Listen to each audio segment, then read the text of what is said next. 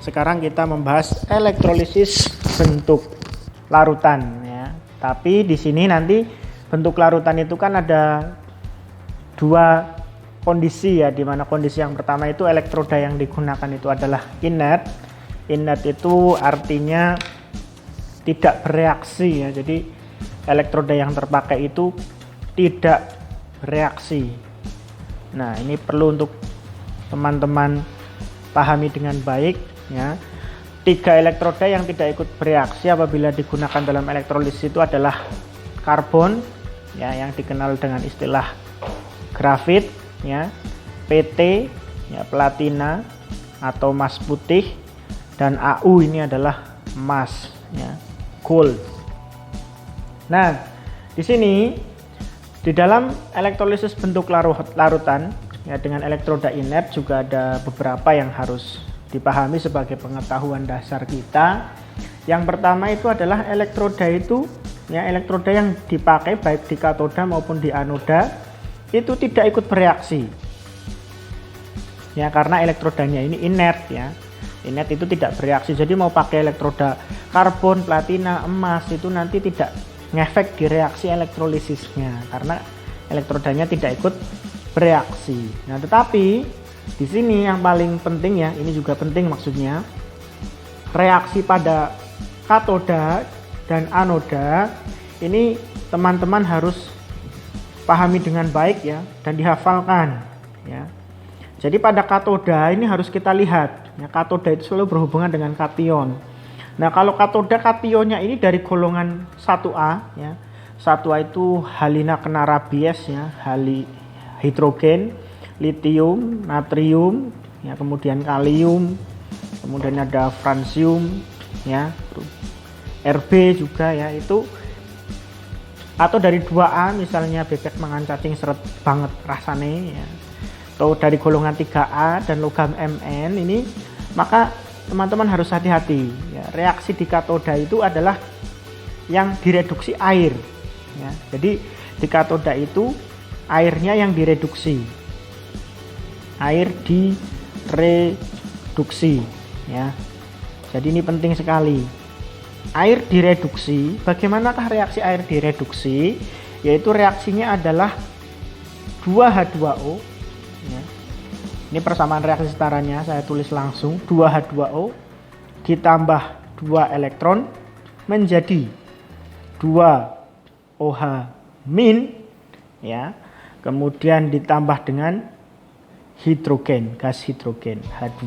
Nah, biasanya ini yang ditanyakan, berapakah volume yang terbentuk di katoda ketika elektrolisis ya, kationnya dari golongan 1A, 2A, 3A itu adalah gas hidrogen yang terbentuk ya.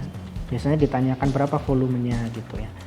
Nah, tapi yang teman-teman harus pahami dulu di konsep ini adalah bagaimana menuliskan reaksi air direduksi, ini harus dihafalkan ya.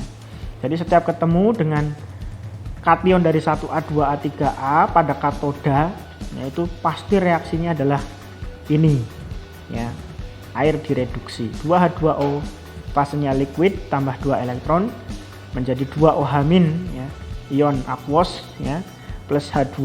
Nah, kemudian bagaimana kalau kationnya ya, kationnya ini dari golongan transisi ya. Golongan transisi ini adalah golongan B ya, dalam tabel periodik unsur ya. Transisi tapi yang selain Mn ya, kalau Mn masih air yang direduksi ya. Kalau golongan transisi, maka nanti di sini kationnya langsung direduksi ya. Kation langsung direduksi, langsung direduksi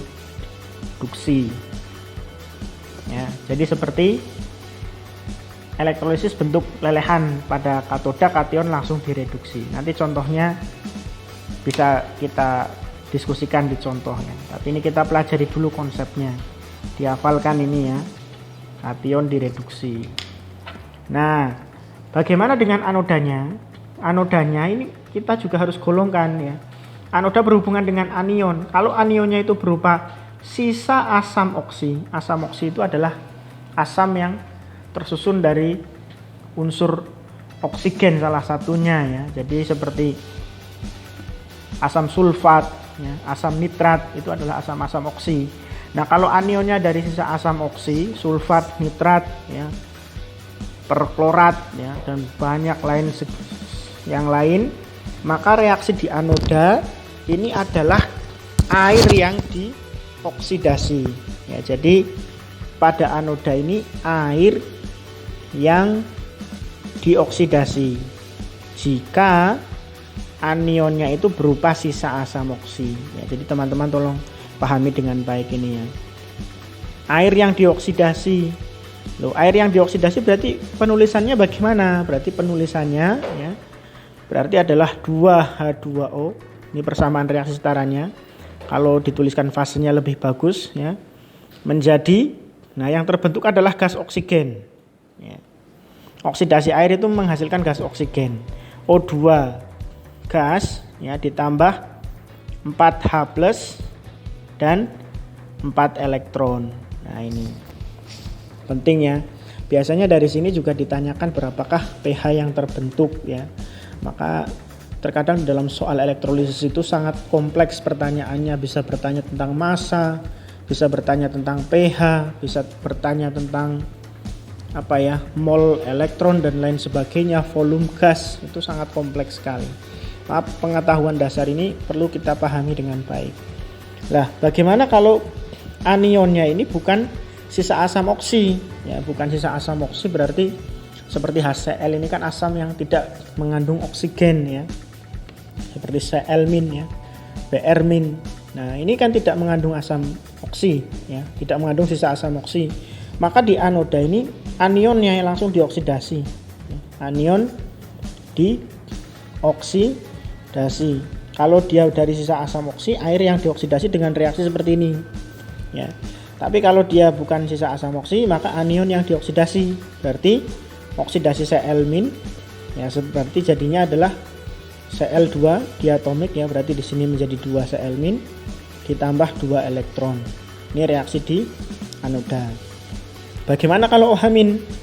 OH- nanti persamaan setaranya adalah OH- menjadi ya, di sini 4 ya, ini dihafalkan saja, 4 OH- menjadi 2H2O ya, ditambah gas oksigen ya, ditambah 4 elektron. Ya, jadi ini harus dihafalkan. Reaksi oksidasi kalau dari sisa asam oksi bagaimana, kalau bukan sisa asam oksi bagaimana ya. Ini adalah aturan yang harus dipahami dalam elektrolisis bentuk larutan ya, dan elektrodanya inert. Nah, untuk lebih paham, coba kita jawab pertanyaan pertama. Ini adalah pertanyaan level 1 ya, sebenarnya sangat gampang sekali. Ya, untuk lebih memahami kita jawab pelan-pelan ya. Jadi di sini kita disuruh menuliskan elektrolisis larutan ya. Jadi kalau kalian mau menjawab elektrolisis, perhatikan dulu wujud zatnya. Ya, karena ada aturannya masing-masing. Larutan ya. Dan elektrodanya perhatikan. Oh, ternyata elektroda yang dipakai grafit. Grafit itu C, ya. Berarti inert. Berarti elektroda tidak ikut bereaksi. Maka ketika kita mau menuliskan reaksi elektrolisisnya, berarti Na2SO4 ya, karena bentuknya larutan maka wujudnya adalah aki. Ya, aki ini berarti kita ionkan dulu, berarti menjadi 2 Na plus ya, ditambah dengan SO4 2- ya. Ini adalah reaksi ionisasinya. Ya, lebih baik juga dituliskan fase zatnya ya, semuanya adalah aki. Nah, kemudian bagaimana di katoda? Ya, reaksi di katoda. Di katoda kan kita selalu melihat kation ya. Kation itu yang bermuatan positif.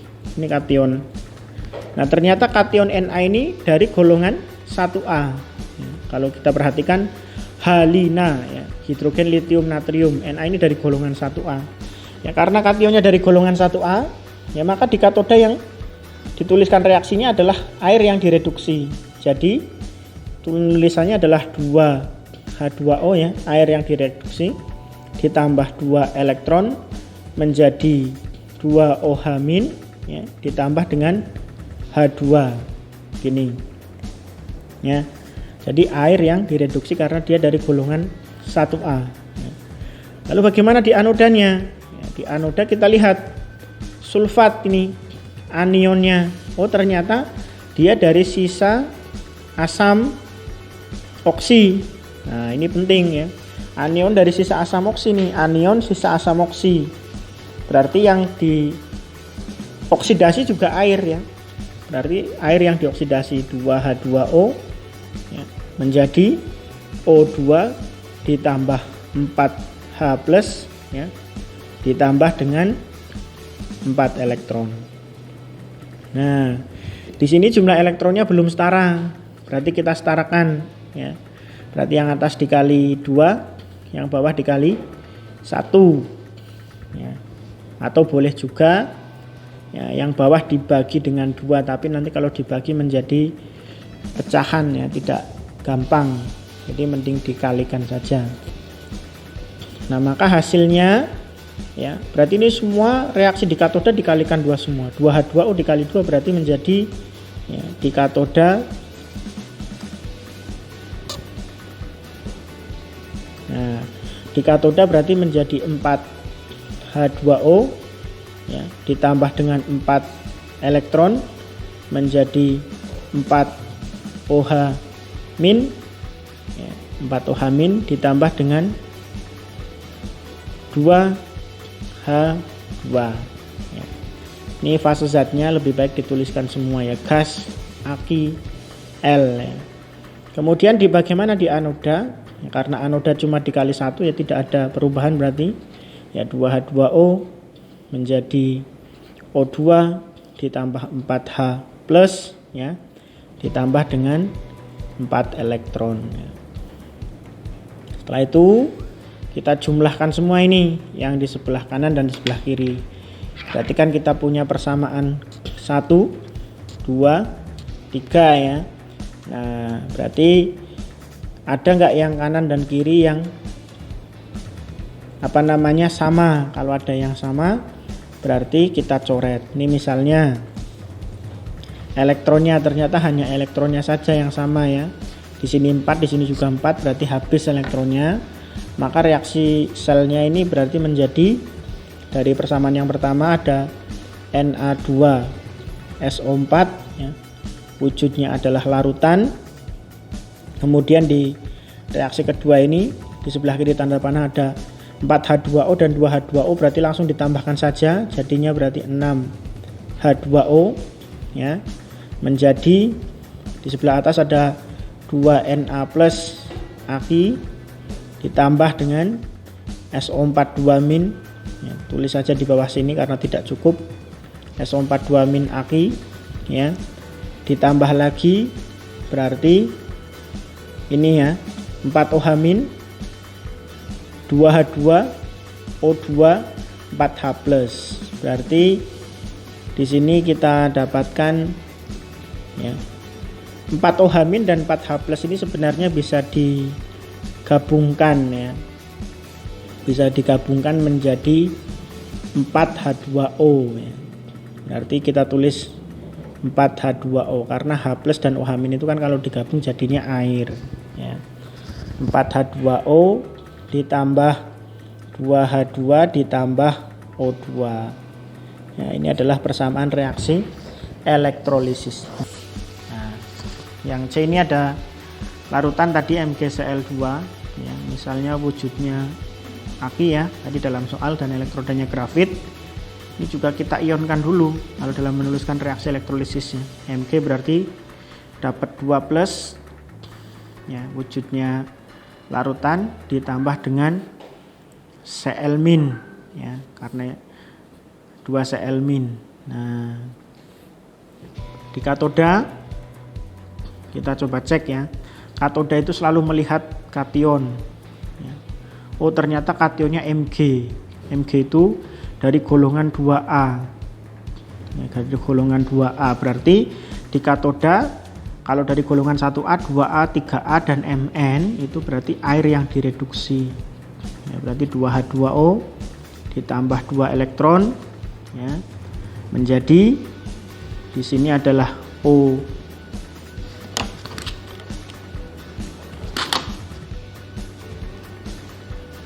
OH- ya, 2 OH- ditambah dengan H2 ya. Ini reaksi elektrolisis di katoda. Kemudian bagaimana di anoda? Kita lihat anionnya ya.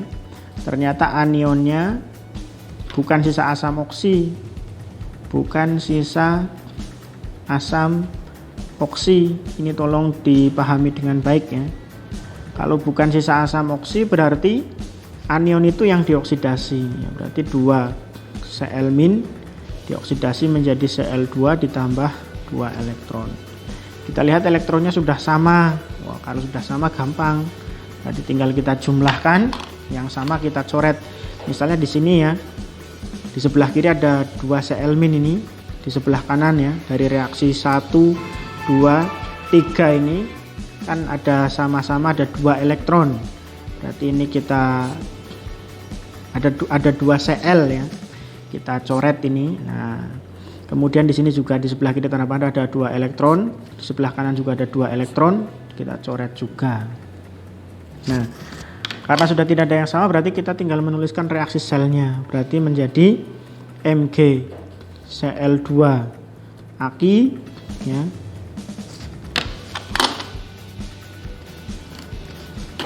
Kemudian ditambah dengan 2 H2O ya. Fasenya itu selalu L ya. Berarti menjadi di sebelah kanan ada Mg2 plus Aqi ditambah berarti ada 2 OH- ya, ditambah dengan H2 ditambah Cl2 ya.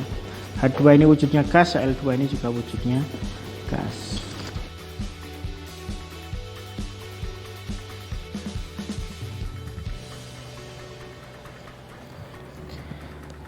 Baik, kita masuk kepada contoh soal nomor 2 ya, elektrolisis larutan ya. Jadi di sini kita masih bahas wujud larutan ya dengan elektroda platina. Ya, elektroda platina itu PT, berarti tidak ikut bereaksi alias inert ya. Nah, bagaimana cara mengerjakannya jika yang ditanya ini ya, unik, yang ditanya adalah volume gas pada anoda jika diukur pada keadaan standar ya. Berarti kita coba langsung jawab saja ya. Yang A. Tapi sebelumnya kita tetap harus bisa menuliskan ya reaksi elektrolisisnya dulu. Ya, MgSO4 ini berarti harus kita ionkan dulu karena bentuknya adalah larutan, berarti Aqi. Elektrodanya PT berarti inert ya, tidak ikut bereaksi. Kita kerjakan ya. Berarti reaksi ionisasinya menjadi Mg. Mg itu dari golongan 2A ya, pasti bermuatan 2+ ya. Kemudian sulfat SO4 itu selalu bermuatan 2- ya. Nah, ini. Nah, karena di yang A ini yang ditanya adalah volume gas pada anoda ya. Yang kita tulis berarti ya pada reaksi pada anoda saja ya. Reaksi pada anoda berarti kita lihat ini. Oh, anionnya ternyata sisa asam oksi ya. Kalau sisa asam oksi berarti atau sisa asam yang mengandung oksigen berarti anodanya berarti adalah air yang dioksidasi ya, jadi air dioksidasi menjadi gas oksigen ya, jangan lupa ya, ditambah dengan 4H+ ditambah dengan 4 elektron ya. Ini bisa saja yang ditanya volume gas, bisa saja yang ditanya pH kan ya. Jadi pertanyaannya bisa banyak ya, bisa banyak pengembangan dari soal ini. Nah, karena yang ditanya adalah volume gas ya, pada anoda kita lihat gasnya itu cuma gas oksigen ya. Berarti kita sebenarnya itu disuruh menghitung gas oksigennya itu berapa ya.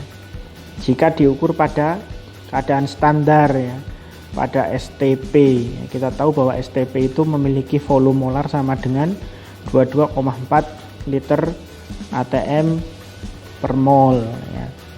Nah, bagaimana cara mengerjakannya? Kita kan disuruh mencari volume oksigen ya. Dan kita ketahui bahwa mol elektron yang dipakai dalam elektrolisis ini ya, mol elektron itu nanti sama saja dengan Faraday ya, pada pembahasan hukum Faraday ya. Nah, di sini kan mol elektron yang dipakai itu kan 2. Kita masukkan ya. Meskipun di sini koefisiennya 4 jangan dikalikan. Jadi mol elektron yang dipakai 2, di sini koefisiennya 4 ya tetap ya. Dalam elektrolisis ini hanya memakai 2 mol elektron saja. Nah, padahal yang mau kita cari itu adalah gas oksigen. Berarti gas oksigen ini molnya berapa? Nah, ya. Berarti kita cari dulu nih mol oksigennya ya. Kita jawab yang ditanyakan ini. Nah, yang ditanya VO2-nya ini. Nah, berarti kita jawab dulu nih. Kita cari mol O2 ya. Bagaimana mencarinya? Mol O2 ya berarti koefisiennya O2 ya, pakai perbandingan koefisien ya, dibagi koefisien yang sudah diketahui yaitu koefisiennya elektron ya, dikali mol elektron. Koefisiennya O2 kalau kita lihat di sini kan koefisiennya 1 ya, koefisiennya elektron di sini 4 dikali 2 mol. Berarti diperoleh ya 2/4 ya, setengah, berarti 0,5 mol ya. Kalau sudah ketemu molnya gampang. VO2-nya berarti tinggal mol dikali volume molar ya, pada STP 22,4 ini ya. 22,4 berarti molnya oksigen yang kita peroleh tadi 0,5 ya, dikali 22,4 berarti setengah ya, 11,2 liter gitu. Bagaimana dengan yang B ya? Yang B ini kan kita disuruh mengukur volume gas yang terbentuk pada katoda ya, berarti kita tuliskan saja reaksi pada katoda ya. Katoda itu kan selalu melihat anionnya ya. Mohon maaf, katoda selalu melihat kationnya. Nah, kationnya di sini ternyata dari golongan 2A ya, berarti pada katoda yang direduksi air juga ya, berarti 2H2O ditambah 2 elektron ya, menjadi gas H2 ya, H2 gas ditambah dengan 2OH-. Nah, di sini. Nah, berarti gas yang terbentuk adalah gas H2. Nah, mol elektron yang terlibat ya, baik di katoda maupun di anoda itu selalu sama ya. Ini mol elektronnya tetap 2 mol. Ya tadi yang di katoda koefisiennya 4 2 mol, di anoda koefisiennya 2 kok 2 mol juga. Ya intinya mol yang terlibat dalam reaksi itu baik di katoda maupun anoda itu pasti selalu sama. Ya, molnya sama yang terlibat dalam reaksi elektrolisis ya. Kalau yang dipakai 2 mol berarti di katoda ya 2 mol, di anoda ya 2 mol gitu ya. Nah, ini berarti kan kita mau mencari molnya hidrogen ya. Karena kalau kita mencari VH2 0 derajat Celcius dan 1 atm ini ya, ini sama saja keadaannya adalah STP ya. Berarti kita disuruh mencari volume H2 ini berapa pada STP, di mana STP volume molar itu selalu 22,4 liter atm per mol ya. Berarti kita cari dulu nih molnya H2 ya. Berarti koefisiennya H2 1 ya, dibagi koefisien yang sudah diketahui molnya adalah elektron ya, 2 dikali molnya elektron. Nah, berarti kita dapatkan 2, berarti kita dapatkan